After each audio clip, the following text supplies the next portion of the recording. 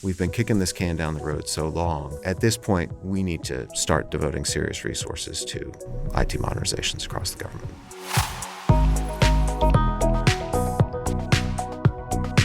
Hi, and welcome to GAO's Watchdog Report, your source for fact-based, nonpartisan news and information from the U.S. Government Accountability Office. I'm your host, Holly Hobbs. Each year, the federal government spends more than $100 billion on IT systems and cyber-related investments. About 80% of this funding goes to operating and maintaining existing IT, including old systems known as legacy IT that can cost more to maintain and are more vulnerable to cybersecurity risks. About 6 years ago, GAO identified several legacy systems that are both critical to federal operations and most in need of modernization. What are these systems, and what's the status of efforts to modernize them? We'll learn more from GAO's Kevin Walsh, who has a new report out today on this issue. Thanks for joining us. Thank you. It's good to be here. Kevin, we looked at IT systems that are critical to government operations and in dire need of updates. What can you tell us about these systems? So this is actually our second look at these systems. The first time was in 2019. We identified the 10 most critical legacy systems in need of modernization. This time around, we identified 11. These are systems that deal with things like tax processing, finance, biometrics, and controlling dams and power plants out west. And I'm being a little squirrely here on not naming the systems just because we don't want to create a target list. Can you give us an idea of how old these systems are and why their age matters? Sure.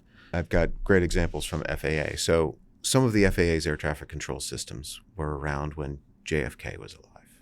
For the top list, the earliest of the top 11 this time was 20 years old. That's when Facebook was just being written. George W. Bush was president. For the prior list of the 2019 systems, those systems actually also ranged from about 14 to 50 years old. Of the new 11, 8 use legacy programming languages like COBOL or assembly language, which, again, it's getting harder and harder to find people able to even code in those languages. Why it matters? As these systems age, we see a number of consequences. It's just like, your cell phone, right? As it gets older, the battery doesn't last as long. It's not quite doing everything you want. Maybe it's not got all the news, bells and whistles. Well, that's true if your cell phone is a few years old. These systems are decades old. So a lot of times they aren't meeting mission needs. They're more expensive to maintain because a lot of times the staff who know how to maintain them have retired or are no longer working with the government. In some instances, we've even seen the manufacturers of certain things go out of business, so you can't even get spare parts. And they're harder to protect as well. 7 of the 11 had known cyber vulnerabilities, and 8 of the 11 can't implement our newest cybersecurity techniques, such as zero trust. They are required to do that by 2033. So that sounds like a long way off, but many of these modernizations take years to complete. Modernization is a term that's used a lot when it comes to IT. Does that mean replacing it? Does it mean just updating it? So I'm going to go back to the cell phone analogy here. A full rip and replace would just be, I have a new cell phone. The problem with that in these terms is, again, these systems are tens of years old. So it's not really going from an Apple to an Apple. You're going from an old flip phone to a modern smartphone. So that transition isn't easy, and you're going to get a whole bunch more capabilities there. So you're going to do the main core functionality. If you're doing tax processing on the old one, you're doing tax processing on the new one. But you're also going to get more capabilities. It's going to be easier for the government employees to do their jobs. Hopefully you get some efficiencies along the way, and hopefully better cybersecurity as well. But wouldn't older systems that either don't interact with the cloud or they can't interface with other systems, wouldn't those be harder to hack than newer ones? Yes and no.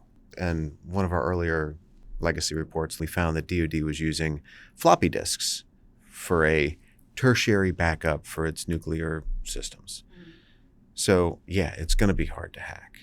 But if you're facing a dedicated nation-state actor who has resources, the older systems doesn't necessarily mean that they are bulletproof, right? They all have vulnerabilities. They're no longer being patched, though. Now, for some of these really old systems that nobody uses anymore, it's not worth a hacker's time to try and train themselves up or figure out how to get into this 1980s era technology.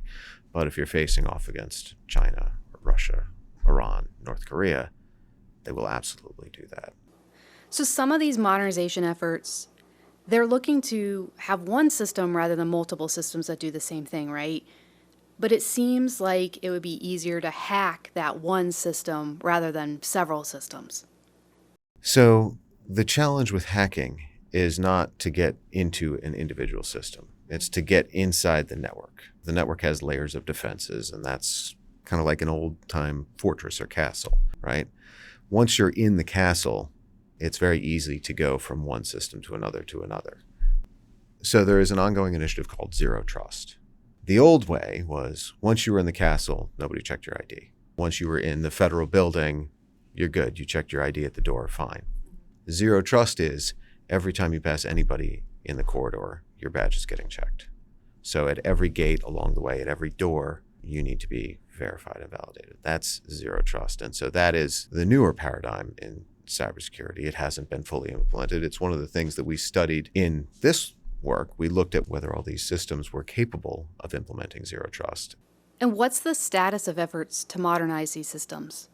Of the 2019 list, 3 of the 10 have now been modernized, and the other 7 are in flight.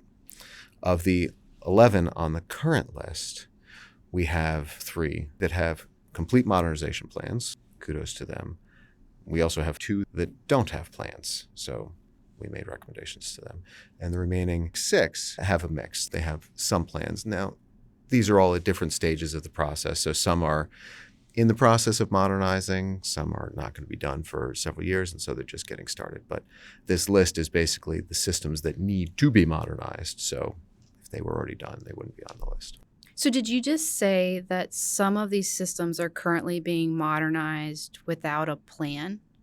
If they're very, very early on, they could still be setting up their milestones or figuring out the exact work that needs to be done, or importantly, how to turn off the old legacy system, because the last thing we want is a new system and an old system, and now we have to maintain both of them. But to the core of your question, yes, some of these modernization efforts do not have all the rudimentary plans that we'd be hoping for. Wouldn't that potentially impact the outcome of what they're trying to do? Absolutely. Getting started on the right foot, having some sense of your time frames, a description of the work needed, and again, that plan to shut off the old system, we think would be key to success.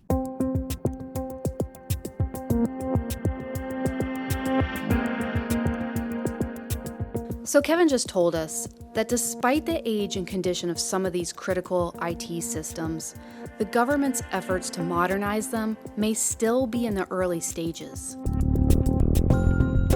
Kevin, why is it taking so long to modernize these systems? Each of these systems is large and critical. This isn't just a flick of the switch. I want to make it clear that this isn't an easy thing, and it also takes a lot of money and a lot of people to do. In terms of why it takes so long, that's just a facet of how these government modernizations work. A lot of times we see funding isn't quite where these agencies would want it, and we see that as a common issue in some of these. A lot of times expertise as well. Given that, what do we think agencies should be doing to improve their efforts? For these 11 systems that we highlighted, we think that if they don't have the full plan that we identified, that they should be working on that plan. They should also be prioritizing and making sure that these critical legacy systems receive the resources, and that could be people or funding that they need to be successful and get off the ground. Since we've been looking at this for a while and agencies are not where they need to be, are we asking Congress to take any action? Yes, actually. We have a matter for congressional consideration, which echoes one of our even earlier reports. In 2016, we made another report on legacy systems, which found that at that time, the systems were getting older and not being modernized fast enough. So at that time, OMB had some draft guidance on how agencies should manage their legacy systems. But crucially, they never finalized the guidance. And we've been waiting a decade now. And so we've said, okay, now's the time. Let's go to Congress and say, hey, for agencies that have these legacy systems that are desperately in need of modernization, agencies should establish a modernization plan. And last question, what's the bottom line of this report? The bottom line is the government has a lot of old technology. We're not doing enough to modernize and replace it, and some part of me is okay with that. I don't want the government to have the newest, flashiest tech. We don't need to splash out on the most amazing systems. But we've been kicking this can down the road so long that the can no longer resembles a can. It's probably more duct tape and Band-Aids. So at this point, we need to start devoting serious resources to IT modernizations across the government. That was Kevin Walsh talking about our new report on IT modernization. Thanks for your time, Kevin. Glad to be here. And thank you for listening to the Watchdog Report. To hear more podcasts, subscribe to us on Apple Podcasts, Spotify, or wherever you listen. And make sure to leave a rating and review to let others know about the work we're doing.